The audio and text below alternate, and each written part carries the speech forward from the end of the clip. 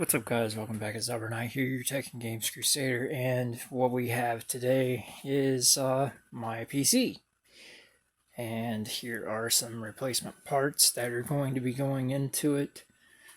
And what's happened is the pump inside of the eyes bar has shorted out and stopped working. So what we will be doing is either putting in the Liquid Freezer 2 280 or the Be Quiet Pure Loop 280 as a temporary replacement until I get a replacement pump.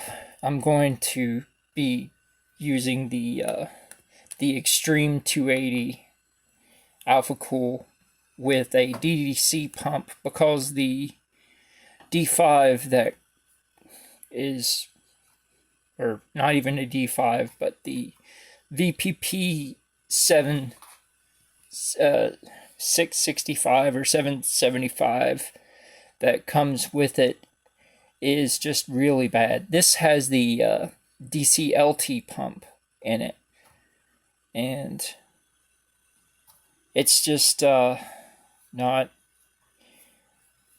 working. Like, I had it less than a year, so I'll also be upgrading the memory from 32 gigs of Trident Z 3200 C14 to 64 gigs of Trident Z BDI 3200 C14. And the video card will finally get an upgrade from this GTX 980 Ti Golden Edition to a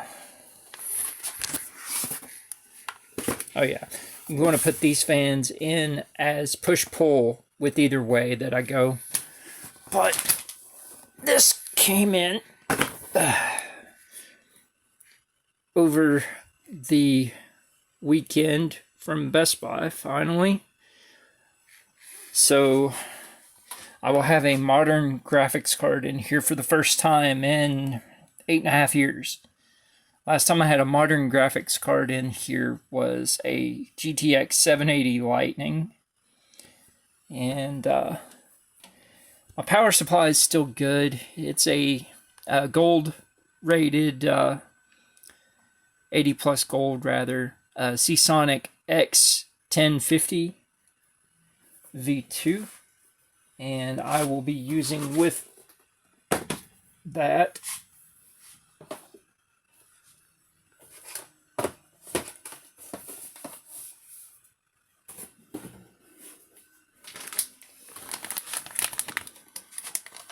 this Comeep. What this is it's made for my power supply to have the mini 12-pin to two 8-pin power cables coming out of here, but the other end will be the mini 12-pin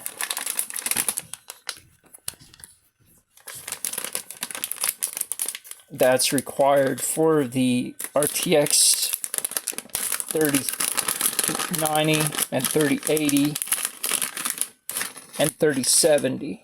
So there's the mini 12-pin to two 8-pins that will be plugging into the power supply down here. So I will be rerouting these cables out from here.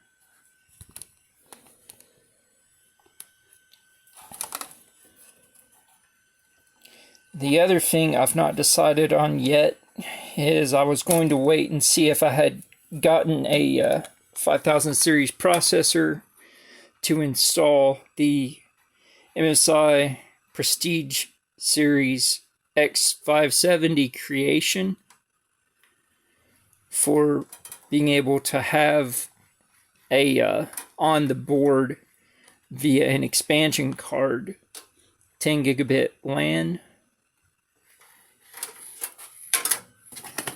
I've had this for almost half a year now. But as you can see, you're not taking up your back plane of I/O with 2 Ethernet ports. So you have one Ethernet port here, and then you have one 10 gigabit here. Or rather, that's not that. That's 2 M.2 expansions in addition to what's on the board. So you have one 10 gigabit LAN is all you have on the backplane. So that's awesome. It'd be the first time also I've had a computer that has Wi-Fi and Bluetooth built in on the board. And this does have heatsink that goes all the way from the south bridge, or the chipset rather. You heat pipe here, and then goes over here over your VRMs, and then to the very back. So it's one long heat pipe that goes all the way around. But it'll also be the first time I've had a board that has addressable RGB on it, which I'm probably not going to use, because the only thing I ever did in here anyways was just have the light that I can't turn off on the eyes bar. I just like the white aesthetic of the Bitfenix Prospector fans with the honeycomb design. And then I have on the interior roof, I have the 200 here. I don't have one here because here's the liquid cooling and the tubes are coming through the top. So that means I couldn't put a fan right here of the same size as what I have on the inside for 200, but I could put a 140 on the inside. And then on the top, you have the 420 radiator for the Alpha Cool.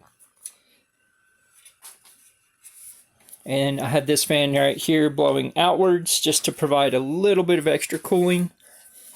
I have both of the 140s on the underside mounting it. So it stays around 52C. Then I have my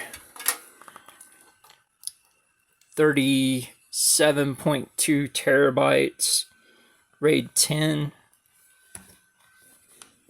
2 more of the Spectre Pro high CFM fans on the front. And I have the original NZXT fan on the inside here, where that I'll adjust according to where it needs to be blowing. And the case itself is a deshelled, depaneled NZXT H630 Ultra Tower.